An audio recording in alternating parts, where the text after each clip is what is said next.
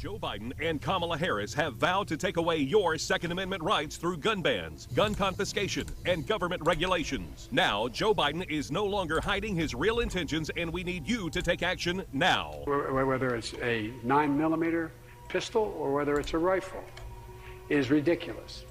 I'm continuing to push to eliminate the sale of those things. But the Biden administration is coming after your right to own any gun, and we need you to text PROTECT2A to 888-762-0221. Joe Biden has already issued executive orders. He is now demanding Congress push through radical gun legislation. You can fight back to stop Joe Biden's gun grab, but you must text PROTECT2A to 888-762-0221. Take action to protect your right to keep and bear arms. We urgently need millions of Americans to text PROTECT2A to 888-762-0221. Text PROTECT2A to 888-762-0221.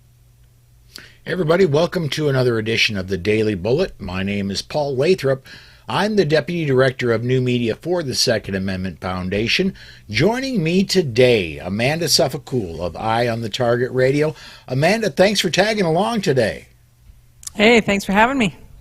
So let's get started right off the bat. Thomas Massie is making a little bit of waves, stirring the pot, so to speak. He's calling out the governor of Indiana and the GOP in Indiana, the Republican Party. He sent out a tweet today. Indiana House passed Constitution carry. Bad news, Governor Holcomb and Indiana State GOP are dragging their feet and not displaying leadership. Sounds like Massie's getting a little impatient with the goings-on in Indiana. Well, as he calls it, sassy with Massie. The interesting part is that so many people across the country do not know who Thomas Massie is as a congressman. And he heads up the Second Amendment caucus in Washington, D.C. He is a friend of the Second Amendment. He is a friend of all of ours, and he calls it like he sees it. And so it's always good when he points it out, because he's the laser pointer and we're all the cats, you know. Like, he's going to say, hey, look here, and everybody go here, do this, look at this. So if you're not following him on Twitter, you ought to be, because it's always pretty interesting. You know, I gotta say, Twitter, I'm glad you use Twitter, because Twitter and me are about like gasoline and a lit match. We just don't get along. I cannot handle Twitter. I haven't since just barely after it came out. I didn't like the little short 100 and some odd character limit it had to start with, and then after that it just became the nastiness zone of the internet, and I just kind of shied away from it. But well, it is that. But now and then there's little nuggets of truth and justice and the American way. Few and far between, but I'm sure they're there. So, speaking of Republicans that are not really towing the line and not doing what they should be, there are several. I'm going to count 1, 2, 3, 4, 5, 6 of them that are in this next story I want to talk about. 6 of them senators, Republican senators, that are behind a bill that I wrote both my senators about, and I called one of my senators today to discuss this bill. I didn't speak to my senator, obviously. I spoke to one of their staffers, but there's a S675 in the Senate right now that what this is proposes is if you fail a NICS check, there is going to be a full-blown federal investigation launched against you. My opinion is this would be a massive waste of federal dollars, simply because, going back to John Lott's figures, 96% of the NICS background check failures are are false, positives. Exactly. Yeah. Mm-hmm. And so 96% of the time, this is going to be wasted money. The other 5% of the time, the federal government rarely does anything anyway. Let's say 96 and 5 doesn't equal 100, but okay. Or the other 4. Okay. I'm just going to toss that out to you. I'm arguing with an engineer. Well, you're really good at radio, and you don't math so good. But okay.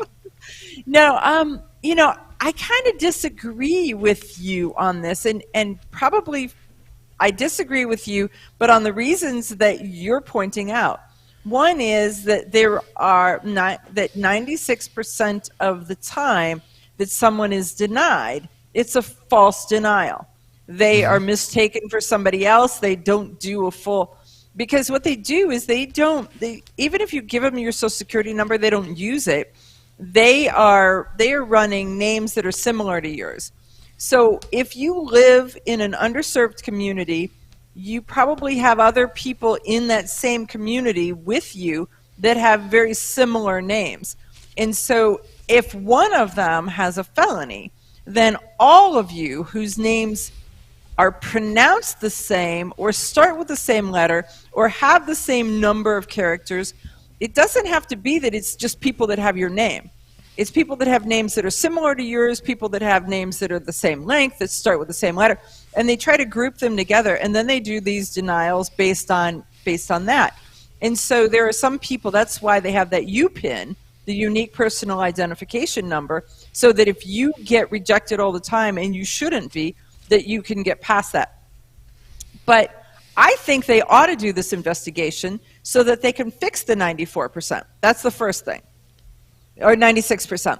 The second part is I think that the 4% should be prosecuted. We have owned or had owned for a case of about 14 years a gun shop. Mm-hmm. And there are people who will come in the hopes that they get a delay, even though they know they cannot own a gun, and that the gun shop will give them the gun after, because it's 5 business days, I think that's what it was. So it's a certain number of business days. If the delay doesn't turn into a denial, it's at the gun shop's discretion as to whether or not they give the gun. And so we've specifically had a circumstance where we had a denial, we gave the gun, they called us back. They called us back almost 2 months later, to say, did you sell that guy a gun? Yeah. Oops, you shouldn't have. What the heck do you mean I shouldn't have? 2 months ago, right? So then they said, we'll go get it. Well, later we had cause to have conversation with that guy. They never did. They never went to get it. So it just kind of goes off into space.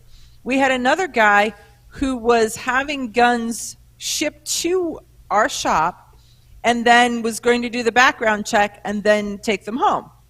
Well, he made arrangements for them to be delivered to the shop on a day the store was closed.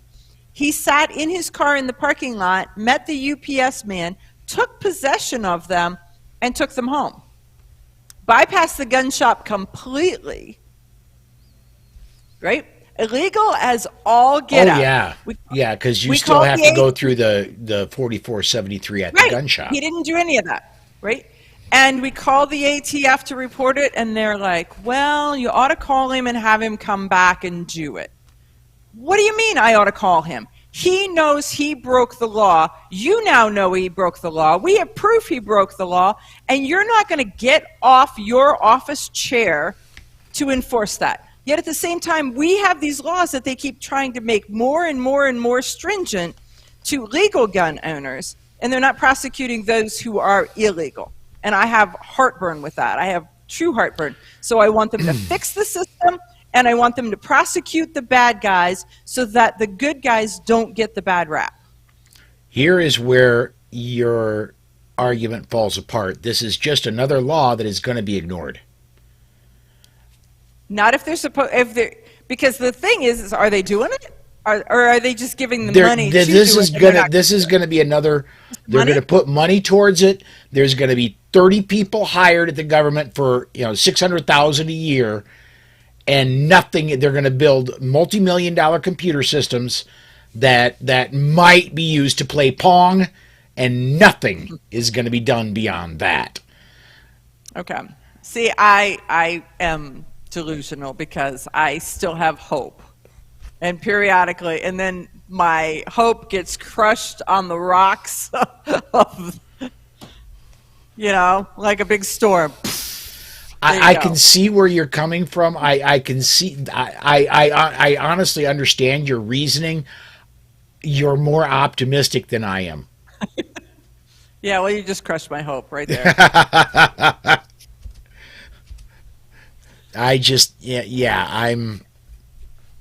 I don't see that this is the federal government. This is Biden's federal government. I don't see anything. I honestly believe that that's why some of the Republicans, because those are pro-gun Republicans that are on that list. Let's see here. John Cornyn out of Texas, not so much. Marco Rubio out of Florida, not so much. Thomas Carpenter, no, he's a Democrat. No, forget that. James Lankford out of Oklahoma. Okay. Susan Collins out of Maine. Not so much. Not so much. Then there was the Alaska chick, too. She's on there. Patrick Toomey out of Pennsylvania. Definitely not so much. Manchin Toomey, yeah. Chuck Grassley out of Iowa. He's kind of pro-gun. See, that was the name I saw. That one and the Oklahoma dude, but yeah. Yeah, and then again, Lisa Murkowski out of Alaska. She's almost as pro-gun as Biden is. Why she has an R to her name? I don't understand. No, unless she thinks the R stands for reverse. Yeah.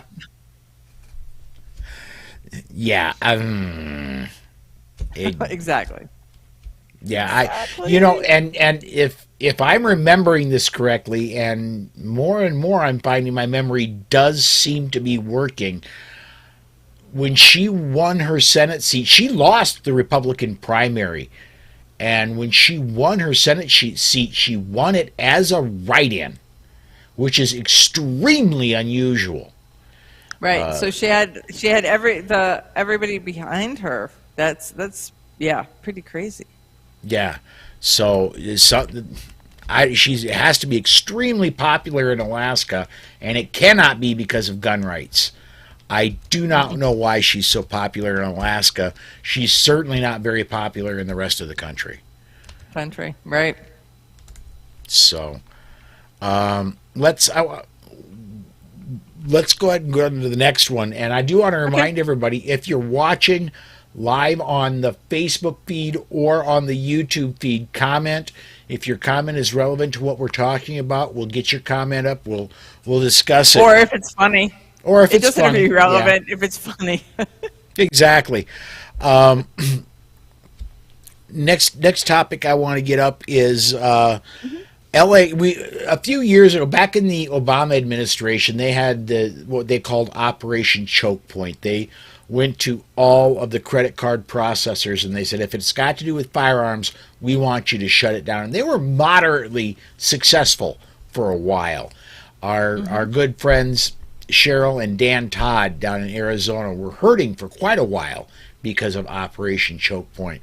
And it looks like that Los Angeles County, at least the district attorney there, wants Operation Choke Point to come back, at least in a small way, in Los Angeles. Tom Knighton wrote about this for Bearing Arms, and on a business standpoint, these are rather large national companies. I don't know how well LA County is going to stand up against the state of Texas and the state of Louisiana, who are saying, look, if you're actively anti-gun, we're not going to let you bid for bonds or government contracts. Right. Exactly. So, No, and that makes sense. So, I mean, think about this. When your banker gets to decide what you can buy and what you can't buy, it potentially turns into, there's so many things that you can't do. And in this height of COVID and the COVID lockdowns, think about it. If your bank then decides that you can't travel because there's a lockdown, what if they say you can't use your credit card to buy gasoline? Or you can only buy gasoline in your county, and you can't buy it in any other county, right? I mean, think about what your bank knows about you. They know do you shop at Rock Auto? Do you shop at Amazon? Do you shop at, right? They know where you shop, what you get, at least in some level of. And if they can go through it and pick what you can and cannot buy with money that is either your money or money that you are paying them to use, which is what a credit card is, who becomes the moral majority, and how do they get to do that? And so then, do the gun shops get creative about how they name themselves so that they don't know that it is a gun shop? Local to us, we had a company that was a collectible and coin shop that kept getting their packages stolen. So through UPS, through FedEx, through the mail, their packages were stolen. So they renamed themselves from Golden Coin to Nut and Bolt. oh, And so, because that way, heavy packages that kind of clanked didn't sound like they had any value if they came from the Nut and Bolt company. Right? Yes. So does that mean that for the banks, our gun shops need to be named, Kiki's Donuts? And you just bought $1,500 worth of donuts today? Right? Maybe it's the garden center because you're buying freedom seeds. I don't know. yeah. But yeah. Well, yeah. Those seeds are kind of heavy. Yeah. Yeah. I'm trying to think of what else might be, because when I order 1,000 rounds of 223, that the UPS guy doesn't like me very much, but what else? Yeah, my post office woman is not real happy either when I buy this projectiles and they put it in that 70-pound for the same price package. She's just got to the point where she calls and she's like, "Come get the bucket," right? They give it to me container and all. I can take it home and then bring them back their container. So bring the forklift next time, right? Right, something like that. Yeah. All right. Next story I want to get to, and I want to just check here because wow. Now, this could be just a problem with my streaming software. I'm finally getting comments coming through on the Facebook side. They're not making it in my software. Charlie Chambers checking in. Hey, Charlie. But for some reason, I'm not getting it coming through on my broadcast software. I had to go over and actually look at the Facebook page rather than getting it automatically transferred. So I don't know why that would be, but yeah, okay. Anyway, let's go to our next story then. Okay. United States is famous worldwide for having the Second Amendment. The individual citizens have a right to keep and bear arms.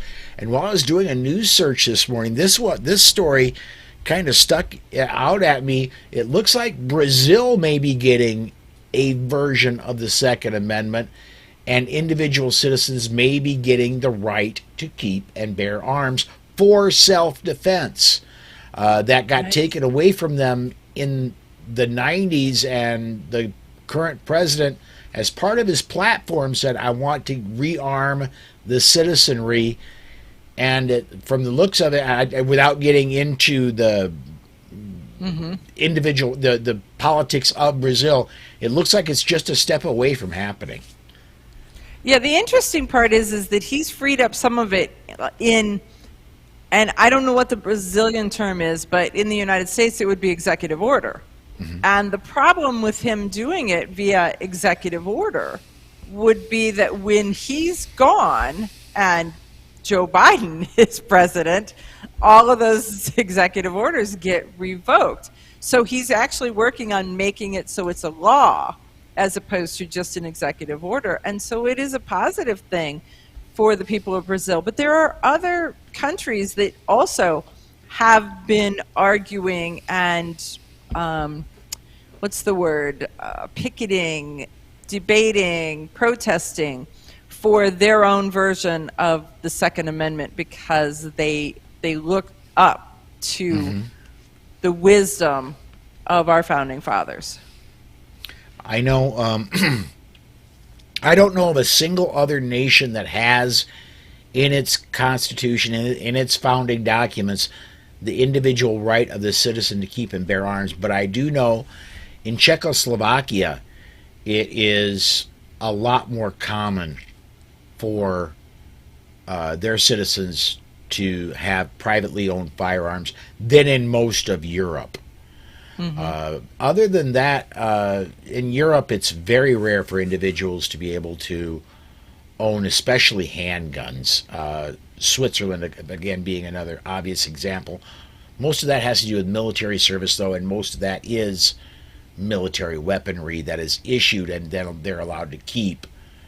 So, looking, because usually, especially Charlie Chambers will say, because this guy is so smart, he'll quickly come up with a comment of something to the effect of, "Well, you're forgetting about," or he'll right, come up blah with, blah, right, yeah, and he fills you in, right, yeah. And I'm he's not definitely a student of history. There is no doubt about it. Yeah. And I'm not seeing anything there. So, all right, let's see here. What else have we got up to date? I don't know. You roll it out, and I'll talk about it. One more, and then I got two more stories, and we've got 8 minutes, so we should be good. I want the Oklahoma. This one caught my eye just before we went to air. I got this one off of KFOR.com news. The Oklahoma legislature, they've got a bill that extends. They've already got a Second Amendment Preservation Act, but what they're looking to do is, instead of like Missouri, where Missouri says if you are a police officer, you cannot enforce federal law, Oklahoma's going about it a little differently. Oklahoma has a proposed law going through the legislature now saying if you are a police officer and someone orders you to confiscate firearms, you cannot be held, you cannot be punished for refusing that order. The FBI is going to do what the FBI is going to do. The ATF is going to do what the ATF is going to do. But if your chief or your sheriff or whatever, if somebody above you says you have to cooperate and you have to go confiscate these firearms, you can refuse and nothing bad can be done to you. I love the language of that bill. Yeah, I think that's pretty good because, I mean, one of the things that we see, and we see a lot, is that the police, and it's not really the rank and file police, it is the executive in the police, the desk riders, if you will, that are anti-gun for all of the citizenry. The rank and file police officers who are out on the street, they get it. But those guys that are in the ivory towers don't. And so some, regardless of what the state's law is, will require and demand that their folks go and do this or that, knowing that they won't have any funds for it or knowing that they will be punished for it. And so this is good that it gives the officers the opportunity to say, thanks, but no thanks. I'm not. Mm-hmm. And the officer knowing that the state is going to stand behind them and that nothing bad can happen to them. That's again, that's the way a Second Amendment Preservation Act should be done. I like that Right. a lot. Yeah, I think it's good. Last one then, this one off Washington Examiner. Seems that there was a elementary school in Wyoming that has what was common when I was in elementary school, 5th and 6th grade. They took air rifles down to the gym and they taught kids how to shoot air rifles. They took some pictures, obviously not showing the children's face because you don't want to do that for children. Excuse me. But they took pictures of these children learning how to shoot. These pictures went absolutely viral, and a lot of them being praised, some of the people vilifying the teachers. How dare you teach these this evil art? And I'm for one, I'm glad that marksmanship is still being taught at some schools throughout the nation. I went through it myself in the, I suppose I would have been about 8, 9 years old, so it would have been the middle to late 70s in eastern South Dakota. So the interesting thing is there's quite a few states that have allowed their schools to implement like the Appleseed program. So that's happening. The other thing that is fairly interesting about this is that it went viral and there were a lot of positive comments, and then obviously there were a lot of negative comments because then the school took down the post. So they decided that it wasn't worth it. They don't want or need that amount of attention. Though people had copied it, and on the internet nothing goes away, right? And so it's still out there. And how can you? They can, but how can you criticize teaching children a skill and safety at the same time? I don't get that, where it's like it's a gun. It is not. They're not an axe murderer. They are learning a skill. They're not learning. They're not watching murder. I'm all of a sudden my software just kicks in and starts working. I got 2 comments I want to get up here. So run it. John over on the Facebook side says gun safety being taught too. Absolutely, that's part of exactly this is gun safety being taught. And I remember when I was going through this, gun safety is being taught, even to the point where there are a few kids that got absolutely chewed out when they weren't when after the gun safety. Yeah, exactly. After as careful gun safety, as one would want them to be. Right. And George says Hillsdale College has shooting sports. Come to think of it, there are several colleges and a few high schools that have trap shooting teams. Correct. My college did this was a while ago, and frankly, I'm from Ohio, Kent State University and all that. And my college had to where I walked across campus with a shotgun. It was in a case, and my teacher let me put it in his locker, right, as I went from one class to another. So it's craziness, but it's good. I'm going to take, as we're coming down to the time we have today, I'm going to take one opportunity out of something that happened this morning to offer just a little bit of advice to everybody. If you own a car that was manufactured after, say, about 2010, it's got a lot of options available to you. I want you to make sure that one of them is that the doors do not unlock when you put the car in park. I made sure of that for my wife this morning. My wife works very early in the morning. She goes to work at 4 a.m. This morning, and I probably should... Susan, are you close by? No. do you want to come tell this story? What happened to you this morning?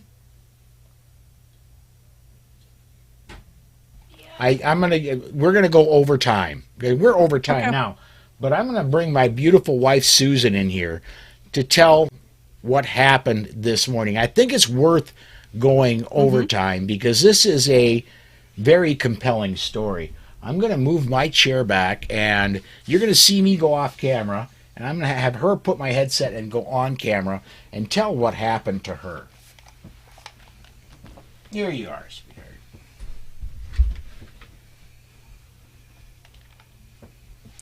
Okay, so as Paul is moving out of position and Susan is moving into position, and we're getting ready to, because I didn't get to hear this story at all. So no advance notice, and I don't think Susan had any advance notice either. So here we Susan go. had no advance notice, whatever.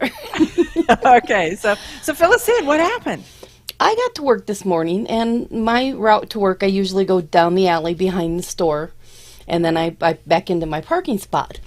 And there was a gentleman standing in the alley when I got to work today, and I honked the horn so he would move out of the alley, and he moved, and he kind of looked at me and went on his merry little way, and I parked my car, and situational awareness, I glanced around to see where he was. I didn't see him. And I'm thinking, I think I'm just going to sit in my car for a little while longer, see what's going on.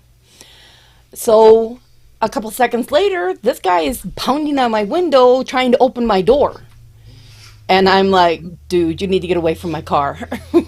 You need to get away from my car. So he left. He walked around the back of my car and went over and stood by the front door of the store. So I still can't get out of my car because I have no way to get in the building safely. So I figure I'll wait a couple more minutes. So then he comes back and he starts pounding on another window and trying to get in the other door. So meanwhile, I've gotten my keys out again and started my car, and I'm on the phone with 911 telling them what's going on and telling them I'm driving away from the building to get away from this guy. So gave him a description, went to a safe place. Thank goodness I work right across from the street from the police station. So I drove over by there, sat there in the lights where I was safe, and a couple seconds later, an officer called me and said, what's going on? I told him, gave him a description. 5 minutes later, they had found the gentleman because I gave them such a good description, so always watch what you're doing, take notes. Then they said the guy was tweaking on something. They weren't sure what, but his response was, he knew the store was closed, and I looked suspicious sitting there in my car, so he was going to see what I was up to. Oh, so he is the security of the store. Exactly. But as opposed to you, the manager of said store. Correct. Now, here's the deal. I am well known enough in that neighborhood, and being right across the police station, most of them stop in at least once during their shift. Some of them 2 or 3 times. Most of them know I carry. And when they were talking to this gentleman, they said, you cannot just grab people's doors and try to open them. Because if it's the lady I'm thinking of, you're lucky she didn't shoot you. Exactly. So, because at that point, you don't, he is now encroaching on your means of escape. Exactly. And I had no idea what his intentions were. Did he just want to talk to me? Was he going to try to steal my purse? Was he going to try to physically harm me? I have no idea what his intentions are. Yeah. No. So, wow. So it was an interesting day. Yes, it was. Interesting. So they did find him. They had 2 cars that were talking to him. One of the cars called me and said, we're at the store. It is safe to come back. They waited until I was inside the store with the door locked. The other car took the gentleman to detox. There you go. There. So it was a good situation turnout. So you just need to make sure you always do that situational awareness. Always know where everything's at. Keep looking around. Keep that head on the swivel. Know who's there and keep an eye on them. Yeah. That makes a lot of sense. So I'm glad you're safe, and I'm Me glad your car too. stayed locked. Yes, yes, Yeah. that's what that post was about. We've had several friends who have said, "Yo, when I shut my car off, my doors automatically unlock." I'm really glad mine don't, because my car was off, my keys were out of the ignition at one point in time, Right. and if they automatically unlocked, he'd have been in the car. Yeah. So it's a good Wowza. thing they stay locked. So Yes. I will let Paul come back. Okay. So that is a great example of situational awareness, knowing what you should do, and frankly, even if you have a gun, as we just assume that Susan had a gun, we'll just, even Yes. if you have a gun, you don't have to use it if you have other options, and so you want to explore every other option first, and if those options then are not available to you, then your firearm is your tool of last resort. But you'll never be the same if you have to use it. So you want to spend all of your time trying to avoid that. And George Geller, that is a perfect point. There's some people who want to just be polite and say gentleman, but it wasn't. It was a twerked out dude. Yes. Right? Yes, absolutely. When I got to say, I broke out into a sweat when I was told that story this morning. I'm glad she had the presence of mind to do what she did, and I ever so much thank Gary Doherty, who a former co-host with me on Polite Society podcast, who told me how to go into the menu in her Toyota Camry and make sure that the doors do not automatically unlock when you put the car in park or when the car shuts off. And so I went in the day he told me about that, which has been a couple years ago. Oh, wow. Yeah. And I made sure that the doors do not unlock until she unlocks them. And today was just, thank you, Gary, if you happen to be watching. I'm just glad that it had I'd gone in and made that switch. If you have a car that has that menu option available, it's in the settings of your, where it is in the Toyota is in the settings in the navigation system. But yeah, please your manual. check. Yeah, read your owner's manual. Your manual. So that's There you that's your bit of security advice from me today. That's a We good are one. way over, but I think that was worth it. So one last reminder from me, and that is that next weekend, not this weekend, next weekend, I'm going to be in Arizona at the big Second Amendment rally that is put on by our friends down there.